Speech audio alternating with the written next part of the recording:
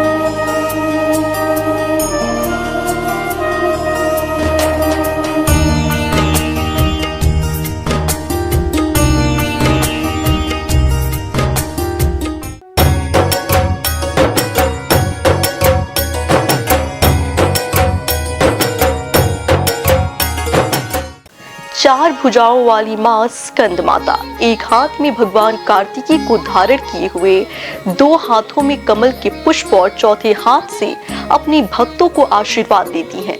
लेकिन अब यहाँ प्रश्न ये है कि आखिर माँ दुर्गा को स्कंद माता के रूप में क्यों पूजा जाता है। तो आइए जानते हैं माँ दुर्गा के स्कंद रूप की पूरी कहानी। माँ दुर्गा के स्कंद माता अवतार की ऐसी मान्यता है कि माँ सती द्वारा अपना देह त्यागने के बाद भगवान शिव ने खुद को सजा देने के लिए स्वयं को सांसारिक बंधनों से दूर कर लिया था और एक तपस्वी के रूप में पहाड़ों के बीच कड़ी सर्दी में तपस्या करने चले गए थे। इसी दौरान तारकासुर और सुर पद्म नाम के 2 राक्षसों ने देवताओं पर हमला कर दिया। उस वक्त देवताओं की मदद करने के लिए कोई नहीं था। तारकासुर और सुर पद्म नाम के 2 राक्षसों को ब्रह्मा जी द्वारा ये वरदान प्राप्त था कि उन्हें मारने के लिए शिव जी की संतान को ही आना होगा। उन राक्षसों ने चारों ओर कलह का माहौल बना दिया था और अपने आसपास हर किसी को परेशान करके रखा हुआ था। इन दोनों राक्षसों के अत्याचार को देख देवतागण भी चिंतित थे। तब सभी देवतागण भगवान विष्णु के पास गए और उन्हें अपना दुख सुनाया, परंतु विष्णु जी ने उनकी कोई मदद नहीं की। विष्णु जी से मदद न मिलने पर देवताओं ने नारद जी के पास जाने का सोचा। उन्होंने नारद जी से कहा कि यदि वो माता पार्वती से भगवान शिव को पति के रूप में पाने के लिए तपस्या करने को कहेंगे, तब शायद भगवान शिव उनसे शादी कर ले और उनके मिलन से महादेव की संतान जन्म ले, जो उन राक्षसों का वध कर सके। इसलिए नारद जी के कहे अनुसार माता पार्वती ने भगवान शिव को पति के रूप में पाने के लिए घोर तपस्या की और उनकी भक्ति से खुश होकर भगवान शिव ने उनसे विवाह करने का निर्णय लिया। विवाह के पश्चात माता पार्वती और भगवान शिव की ऊर्जा से एक बीज का जन्म हुआ। बीज के अत्यधिक गर्म होने के कारण उसे अग्निदेव को सरवाना नदी में सुरक्षित रखने के लिए सौंप दिया गया। अग्निदेव भी उसकी गर्मी सह नहीं पाए, इसलिए उन्होंने उस बीज को गंगा को सौंप दिया, जो उसे आखिर में सरवना झील में ले गई, जहां माता पार्वती पहले से ही पानी के रूप में मौजूद थी और उस बीज को धारण करते ही वो गर्भवती हो गई। कुछ समय पश्चात कार्तिकेय ने अपनी 6 मुखों के साथ जन्म लिया। कार्तिकेय के जन्म के बाद उन्हें तारकासुर और सुर पद्मन का विनाश करने के लिए तैयार किया गया। सभी देवताओं ने मिलकर अपने अलग अलग तरीके का ज्ञान दिया और राक्षसों से लड़ने के लिए उन्हें महत्वपूर्ण शस्त्र भी दिए। आखिर में कार्तिकेय ने सभी राक्षसों का वध कर दिया। इसी कारण माँ दुर्गा को स्कंद माता यानी कार्तिकेय की माता के रूप में जाना जाता है।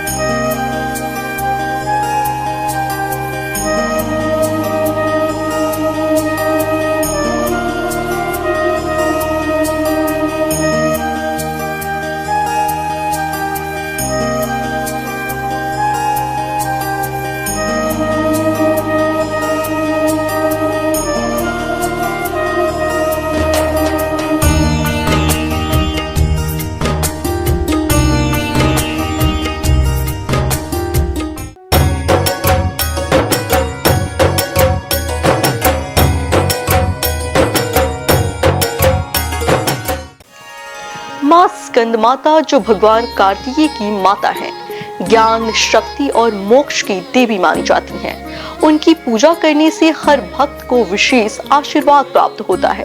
तो आइए जानते ही माँ स्कंद माता की पूजा विधि, जिससे हम उनका आशीर्वाद प्राप्त कर सकते हैं। सुबह जल्दी उठकर स्नान कर साफ कपड़े पहने और एक माता की मूर्ति स्थापित करें, जिसके बाद पूजा अर्चना शुरू करें। माँ की मूर्ति को सबसे पहले गंगा जल से स्नान कराएं। इसके बाद पुष्प अर्पित करें। ऐसा करने से माता प्रसन्न होती है। माता को 5 फलों का भोग या पीले रंग की वस्तुएं भी माता को बहुत प्रिय है, इसलिए पीले फल और पीली मिठाई अर्पित की जाती है। आप इस दिन केसर की खीर का भोग भी माँ के लिए बना सकते हैं। विद्या और बल के लिए माँ को 5 हरी इलायची अर्पित करना चाहिए और साथ में लौंग का एक जोड़ा भी चढ़ाना चाहिए। कलश में पानी भरकर उसमें कुछ सिक्के डालें। इसके बाद पूजा का संकल्प लें। स्कंद माता को रोली कुमकुम लगाया जाता है। पूजा में पीले या फिर सुनहरे रंग के वस्त्र पहनना शुभ माना जाता है। पीला रंग सुख और शांति का प्रतीक माना जाता है और इस रूप में दर्शन देकर माँ हमारे मन को शांति प्रदान करती है। माँ की कृपा प्राप्त करने के लिए विशेष मंत्र का जाप किया जाता है। ओम देवी स्कंद माताय नमः। इसका अर्थ है ओमकार स्वरूपी स्कंद माता जो अपने भक्तों की समस्त इच्छाओं को पूर्ण करने वाली है। उन्हें बारंबार नमन है।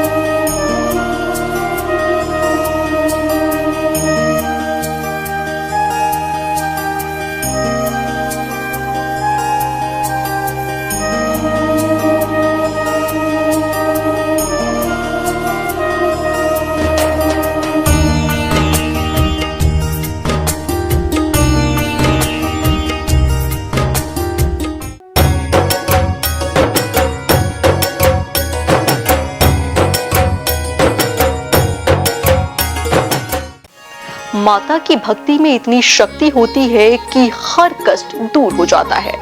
माँ स्कंद माता की पूजा करने से भक्तों को कौन कौन से लाभ प्राप्त होते हैं हम आपको बताते हैं। कहते हैं कि देवी दुर्गा का ये स्वरूप मातृत्व को परिभाषित करता है। स्कंद माता कमल के आसन पर भी विराजमान होती हैं, इसलिए उन्हें पद्मासना देवी के नाम से भी जाना जाता है। कहा जाता है कि संतान सुख की प्राप्ति के लिए माता की पूजा के साथ ही उनके मंत्र की आराधना भी करनी चाहिए, जो विशेष रूप से फलदायी होता है। स्कंद माता की उपासना से बाल रूप स्कंद भगवान की उपासना स्वयं हो जाती है। माँ स्कंद माता की सदैव अपने बच्चों को अच्छाई की ओर बढ़ना सिखाती है। यदि कभी जीवन में बुराई का सामना करने के लिए शस्त्र भी उठाना पड़े तो शुक्रिया कहना चाहिए।